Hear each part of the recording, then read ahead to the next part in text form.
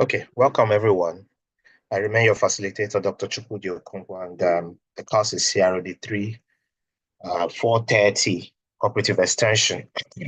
All right, today we'll continue from where we have been for a while now, and today we'll be talking about the various types of planning with relationship to extension programs.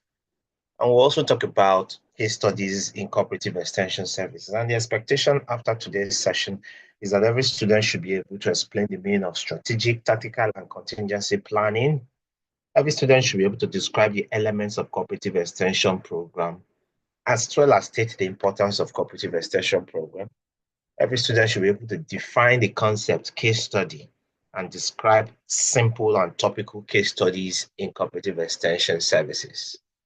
Okay, let's start by defining the concept planning. What do we mean by planning? We've talked about, at least we've learned about the meaning of planning before by specifying what the organization is going to do, how it is going to be done, and who is going to do it. In essence, that's what planning is all about. However, the planning process, the characteristics of a good plan, business forecasting, as well as the recognition of planning as an essential ingredient for a well-coordinated extension program is what we want to talk about today. It was noted in our previous session, and we tend to have concluded that for any cooperative extension program to succeed, there is the need for a good plan. So there are three main types of planning, namely the strategic planning, tactical planning, and contingency planning. Strategic planning is commonly referred to as long-range planning. That is plan you do for or you carry out covering a long uh, time frame, right? So strategic planning determines the major objectives of the organization or the enterprise and the policies and strategies for obtaining and employing resources to achieve the predetermined goal of the enterprise or the organization. So strategic planning is a long-range planning, a long-term plan. It's not just for a short period of time or a makeshift plan. Now, strategic planning is usually done at the top management level, and it focuses on corporate goals rather than the departmental or unit goals or the level goals or the immediate needs of the enterprise or the department at a particular time.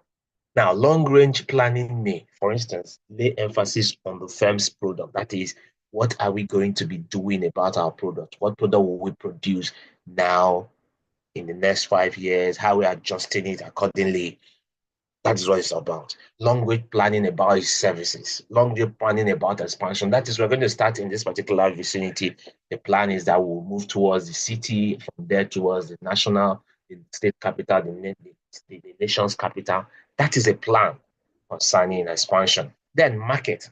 What markets are we going to be selling our products? Markets where we'll be operating and how we are going to be diversifying over a period of time. That is what strategic planning covers, right?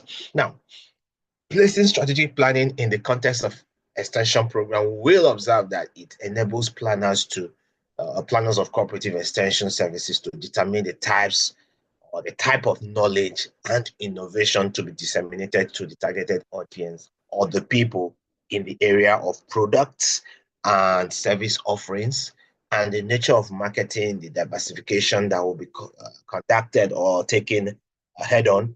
Expansion, where will the cooperative be in 5 years? What kind of measures do we anticipate that if we get into this particular tight bottleneck, we'll go into this kind of measures to get ourselves out as a cooperative business enterprise?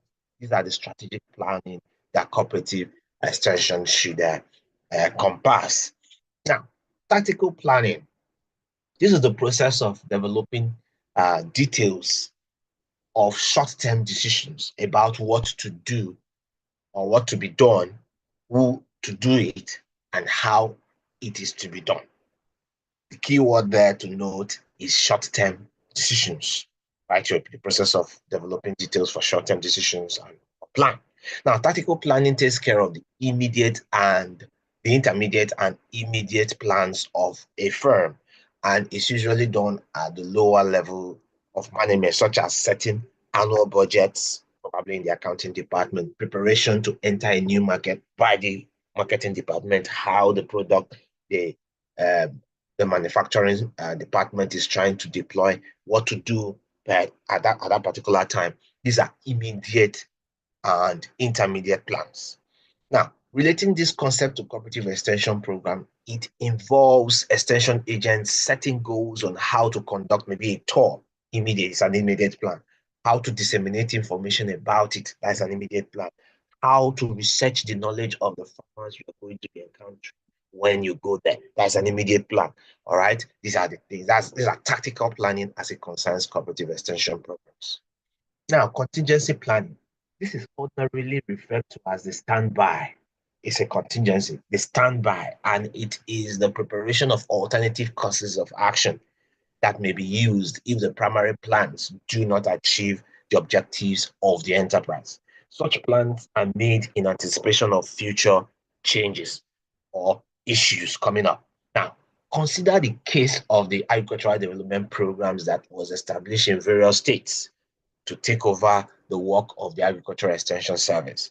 Now, the activities of ADPs, as the Agricultural Development Programs, involves distribution of farm inputs, such as improved seedlings or seeds, fertilizers, insecticides, and hiring of machines. These are um, contingency plans. All right. Now, let's talk about the elements of cooperative extension programs. Modern cooperative extension programs have few common elements. And one, the first is the element of knowledge to impact. Of course, every extension program, besides extension program, is taking knowledge where it is domiciled to where it is needed. In some fields, they are called outreaches. So, modern cooperative extension program, the first element is knowledge to impact. Of course, for every extension program, there must be knowledge to impact. So the first is knowledge to impact. The second is people to be served. If you have knowledge to impact, of course, you should have people you are targeting to impact that knowledge upon. So the second element is people to serve, to be served, or the audience that you may be telling something or teaching something.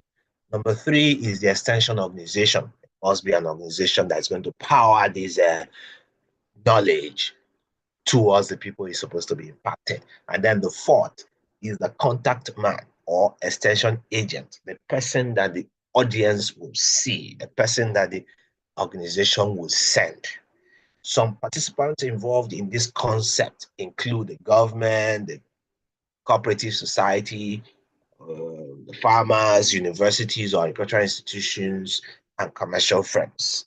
If I ask you now, what part of these elements does the government uh, cover? Of course, the government can cover the element of knowledge to impact through research organizations that develop knowledge that needs to be moved from where it is developed to where it is needed. The cooperative society can also be part of the knowledge impactors as well as the people to be served. They can also serve as the extension organization, and within them, from their professionals, have contact men or extension agents. Now, these participants may be involved in several ways, either through financing, rules, or through implementation of government programs, or through training of extension specialists and development of the profession of extension. They can also be involved in research, both in the area of planning the research and access to and interpretation of research. These participants we just highlighted could be part of providing needs for farmers, that is, identifying their needs and trying to satisfy it. They could also be part of the trying to create conducive environment, whether political, social, or economic, for extension workers to fulfill their professional responsibilities. Now, let's see the progressive cycle of extension program planning. Now, if you look at the diagram on your screen, you will notice that there is something like a cyclical movement.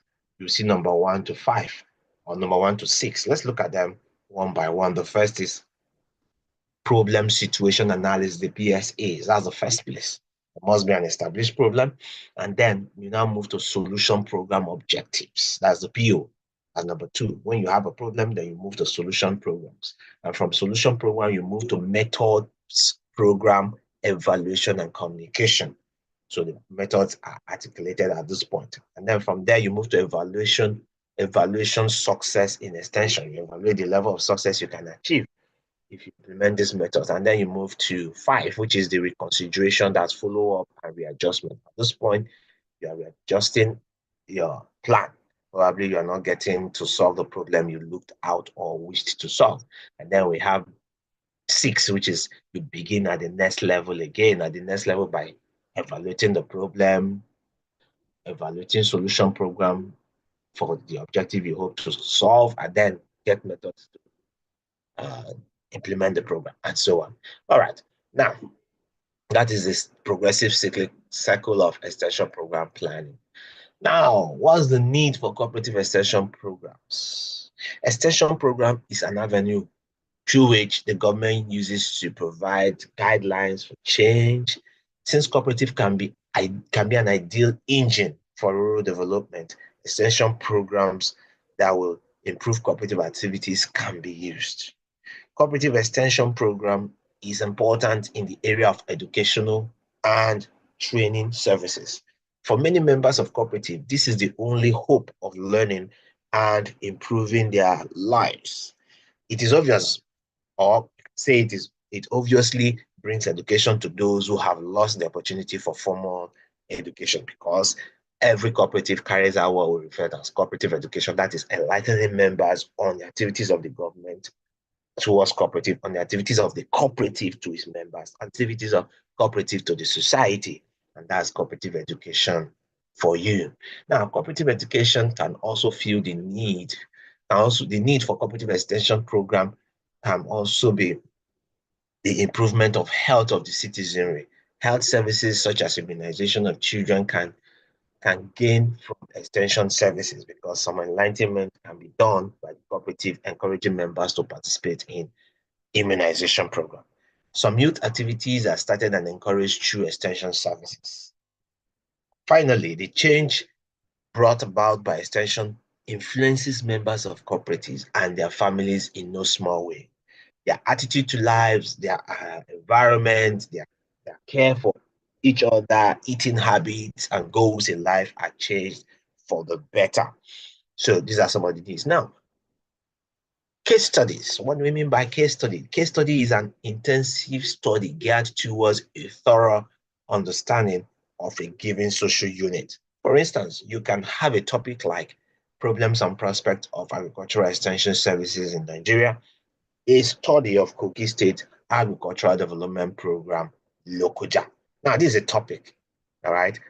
All right. Now, the social unit may be an individual, a group of individuals, or a community or an institution. For the topical example we just highlighted now, the social unit is Kogi State Agricultural Development Program, Lokoja. Case study is a process of investigating, collecting, and examining and interpreting ideas or issues. What is the purpose of a case study? Case studies are particularly appropriate for use in cooperative extension services. They allow the deepening of understanding of ideas, issues, and wants. They investigate, collect, examine, and interpret ideas or issues. Case studies employ a variety of data gathering techniques, such as questionnaires, observations, interviews, and tests. Now, how we go about analysis and all that is also an academic process, but we'll not talk about that now. Simple and topical case studies in cooperative extension. The concept of extension, or the concept of extension as a system, is designed to introduce innovation to the rural people. Let's examine the factors necessary for analyzing the extension innovation system. The first factor to be analyzed or to be examined is to identify the key actors, in the cooperative extension innovation system. That's the first, the key actors. The second is to identify and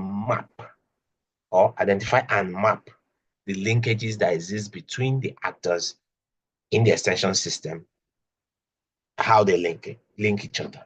And then identify and analyze the technological capabilities of the actors in cooperative extension innovation system. That is knowledge required to master new technologies, adapt to them, adopt them, improve on them, and diffuse them.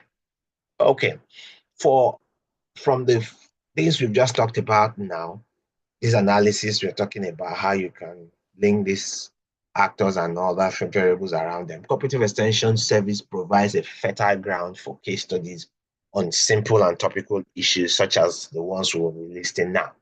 Like the first is effect of innovation on rural people.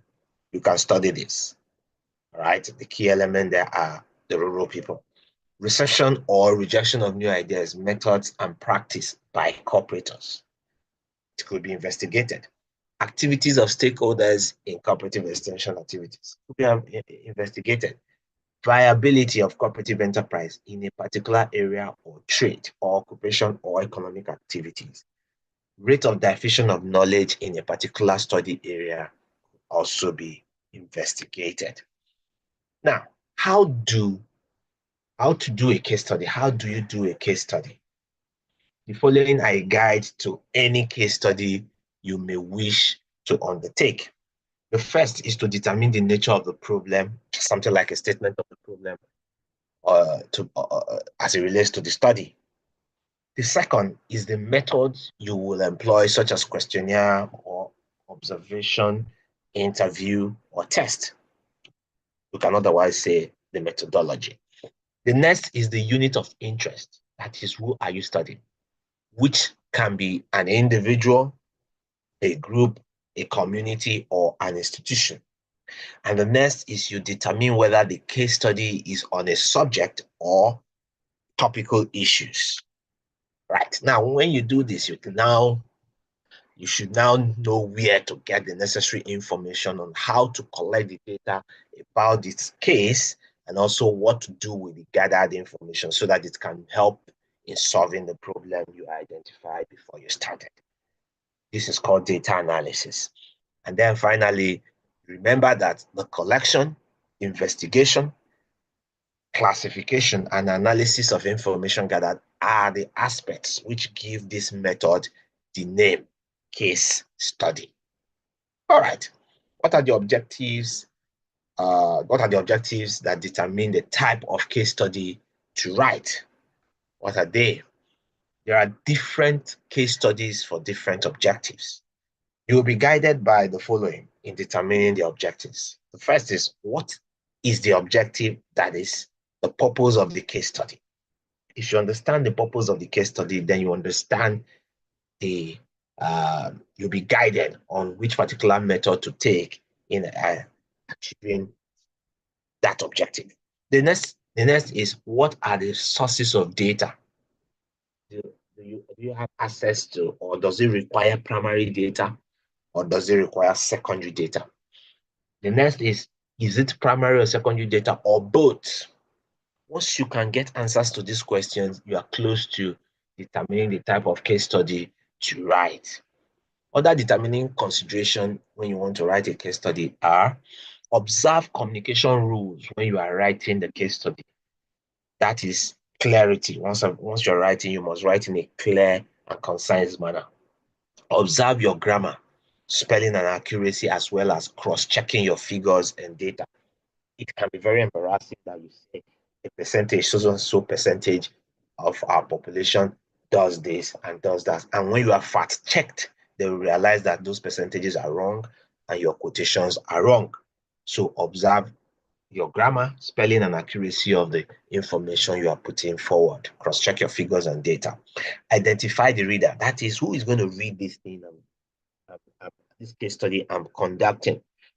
Are they academics? Are they senior academics? Are they just beginners? Are they just first-time learners? Who are they? Once you can identify them, you can tone down your writing tone to maybe semi-formal or just formal or informal, depends. But most writings are basically formal and they're not just informal. Now, then you limit the topic. Your topic cannot just be you're studying the effect of extension communication on rural farmers. no limit. So you want to study the effect of communication on rural farmers around the world? It's too broad. You cannot do that. It will be too broad to achieve. So limiting your topic is like saying the effect of extension communication on rural farmers in a particular study area, probably a village, in Akure, in Sokoto, in Enugu, or whatever. Now, the next determining consideration is draw a tentative outline. That is, draw up. We call it mind mapping in some skills. Draw up a tentative outline, or what will we call it? Yes, an outline. I will start with this. I'll move to this. I'll write this. These are my variables. This is where they conflict. These are moderating variables. I will use this particular tool to analyze. I will do this. I'll do that. You can even put timelines. Now, the next is establish the scope of each variables that you are studying. Then formulate a research plan, write rough draft, write them in a rough sheet. Edit your draft as your studies progress, because not everything will fall in place as you planned. Then plan your presentation technique once you're done. All right, now let's go to methods of collecting data. These are methods of collecting data. The first is the questionnaire, then observation. Now, the questionnaire. The questionnaire is a list of questions, sometimes statements, designed to obtain information from people about a specific event or aspect of behavior. The questionnaire allows researchers to collect required information quickly and cheaply from a large number of people at the same time.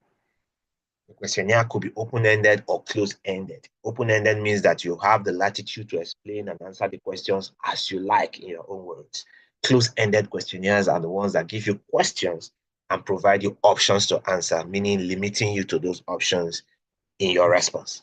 Then observation. You can collect data through observation. You can use direct observation to gather information. You are to use instruments like checklists and rating scales in order to systemize and qualify such information, rate them, put them in a measurable form. Another method of data collection is interview. Interviews can be defined as psychological and sociological measurement instrument. Information elicited through interview can be used in measuring human abilities and dispositions that are not directly observable. All right. It is a face-to-face question and answer method. Another method of data collecting is tests. A researcher can use tests to gather information on the topic he is researching on.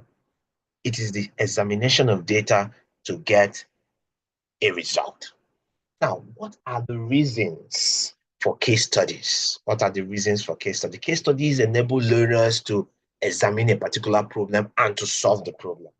So this method of research called case study enables learners to pick out problems in a particular area and attempt to solving that problem.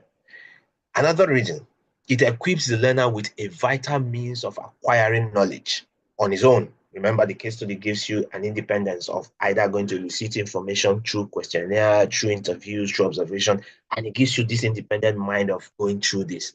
So it equips the learner with a vital means of acquiring knowledge on his own through active participation so as to solve a problem.